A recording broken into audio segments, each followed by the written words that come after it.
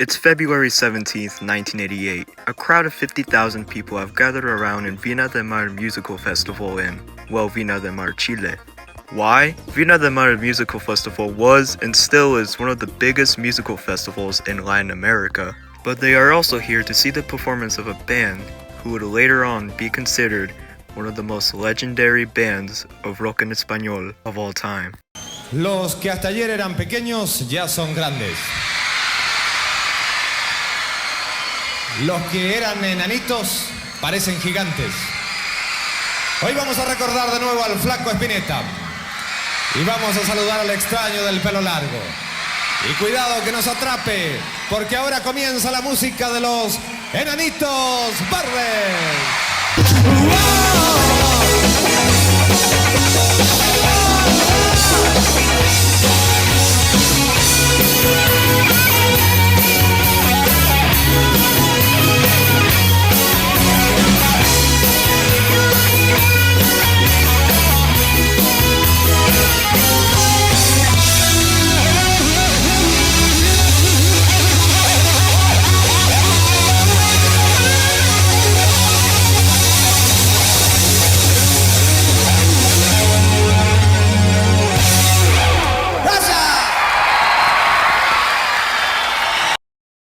But I think it's important to tell the backstory first. Horacio Eduardo Cantero Hernandez was born on the 25th of August, 1960 in Mendoza, Argentina.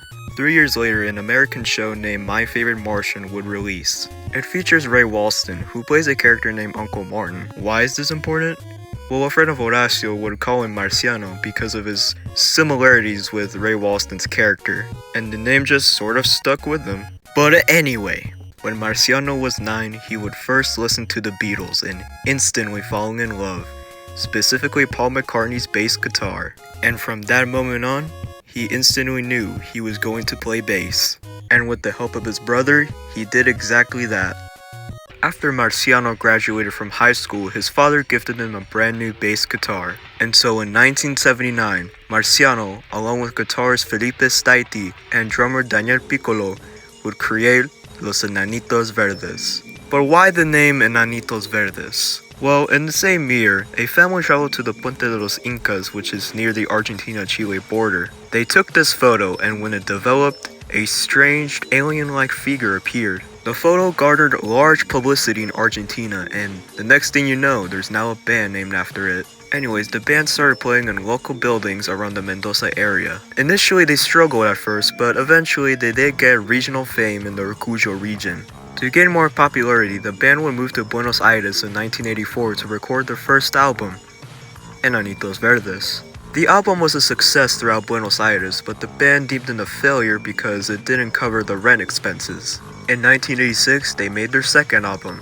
Contrarreloj, and little did they know, the album was an unexpected success. It was popular not only in Argentina, but also in Chile, Peru, Colombia, and even Mexico, selling a total of around 60,000 copies in Argentina alone. Serious numbers for the time in 1980s Latin America. Songs like Cada vez que digo adiós, tus viejas cartas, and especially La Muralla Verde became instant hits upon release. La Muralla Verde fue un éxito en Argentina y a los 2 meses estábamos tocando en Chile y en Perú y a los 6 meses estábamos en México. This motivated the band enough to release their third studio album a year later, Habitaciones Extrañas. The album was yet another instant success with classics such as Por el Resto, Te Vi en un Tren, and El Extraño de Pelo Largo. In 1988, they finally achieved their dream of performing at Viña del Mar, which might sound a bit familiar if you've been paying attention. No tanto.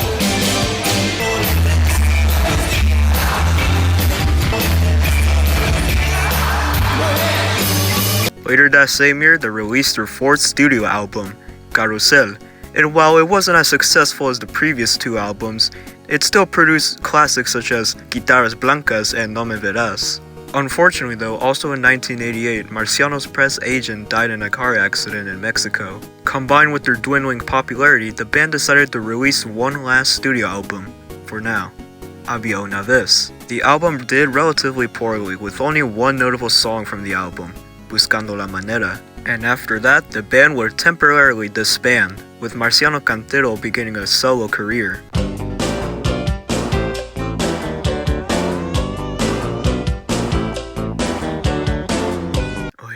few seconds ago when I said the band temporarily disbanded? Well, in 1992, just 3 years later, the band got together with their new album, Igual que Ayer. Unlike the last album, this album was successful enough to get a golden certification. However, the band's next album, Big Bang, became not only their biggest hit, but also one of the most iconic albums of rock en español. It went not only just gold, but also platinum. The album included big hits, including Lamento Boliviano, Mi Primer Día Sin Ti, and Mejor No Hablamos de Amor. Okay, let's skip a few years to 1999, where the band released Nectar, yet another big hit for the band, with hits including Luz de Dia and Tequila. In the entire decade of the 2000s, they would only release 2 original studio albums, Amores Lejanos and Pescado Original. In the 2010s, they would yet again only release 2 albums, Enanitos and Tic Tac. But unfortunately though, on September 8th, 2022, Marciano Cantero would pass away. A few days prior, he went through surgery in which one of his kidneys was removed, including part of his spleen. This was probably one of the saddest days in rock en español history. But you know what? Not only did this man change the history of rock en español forever, he also left us a legacy that will probably go on for years to come. Which leads us to my thoughts and feelings about the band's music. I can describe their music in just 3 words. It's fucking great. Especially their earlier works. You can call me a sucker for liking 80s and 90s pop rock music, but I just like songs that sound circuity and metallic. Another thing about this band that I really like is that their songs are actually pretty meaningful. Some of their songs talk about love, while others about heartbreak, and then some other ones just fun. It's kind of all over the place, but you know what? I kind of like that. And even then, you don't have to understand Spanish to enjoy listening to their songs because, boy, some of them are fucking bangers even if you don't understand the lyrics. And one last thing I like about them is the way I found their songs. When I was like a little kid, I don't exactly remember my age, my dad used to put Lamento Boliviano on full volume sometimes. But even then, I was hooked from the start. Fast forward to a few years ago when I was looking for some Spanish songs. I found Lamento Boliviano, and when I clicked watch, I was enthralled and hooked from the start. The instruments, the music, everything. It was an experience like no other. And from there I discovered more of their songs and here I am.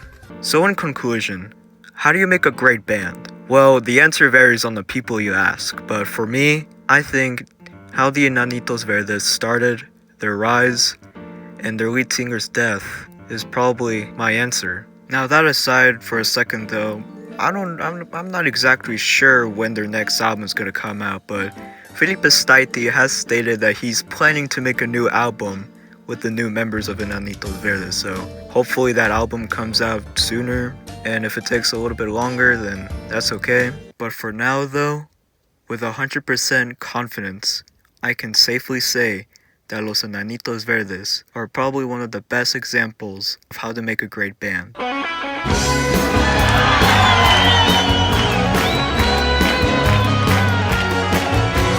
Tranquilo, muchachos.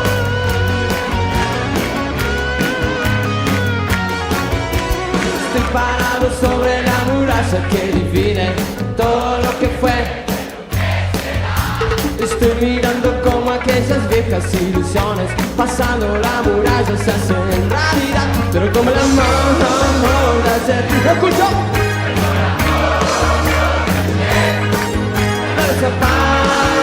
Desaparecer.